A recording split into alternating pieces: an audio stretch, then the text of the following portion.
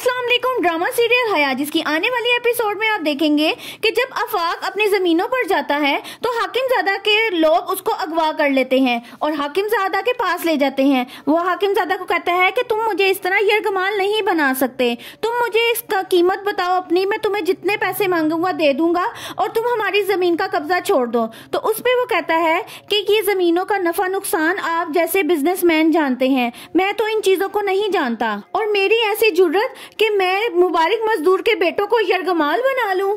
हाकिमजादा बड़ी इज्जत के साथ आफाक को अपने पास रखता है, उसको खाता पिलाता है। वाले बहुत ज्यादा परेशान हो रहे होते हैं कि आफाक अभी तक घर नहीं आया और उसकी बीवी रिफत इतनी परेशान होती है, वो शोरगुल मचाना शुरू कर देती है कि ऐसा कैसे हो सकता है कि आफाक इतनी दूर जाए और कॉल भी अटेंड ना करें। जिस पर रूहान उनको कहता है कि भाभी आप परेशान ना हो, मैंने डीएसपी को कॉल की है और मैंने भाई को भी कॉल की थी लेकिन उन्होंने कॉल अटेंड नहीं की।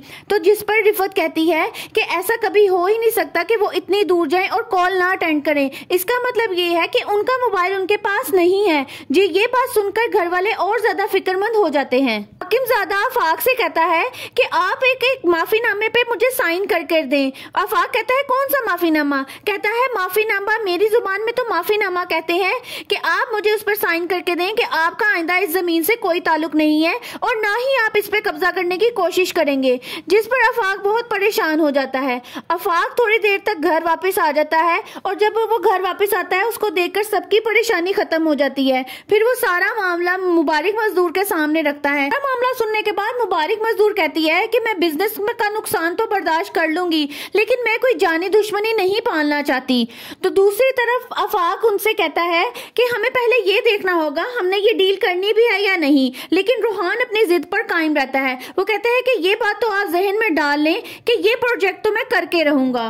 रूहान अगली सुबह जा रहा होता है तो उसको कुछ रास्ते में लोग पकड़ लेते हैं और हवाई फायरिंग करते हैं और सिर्फ उसको ये डराने के लिए कि वो अब हमारे पीछे ना आए और जमीन के कब्जे को भूल जाए। मजीद मालूमात जानने के लिए मेरी वीडियोस को लाइक करें और चैनल को सब्सक्राइब करें।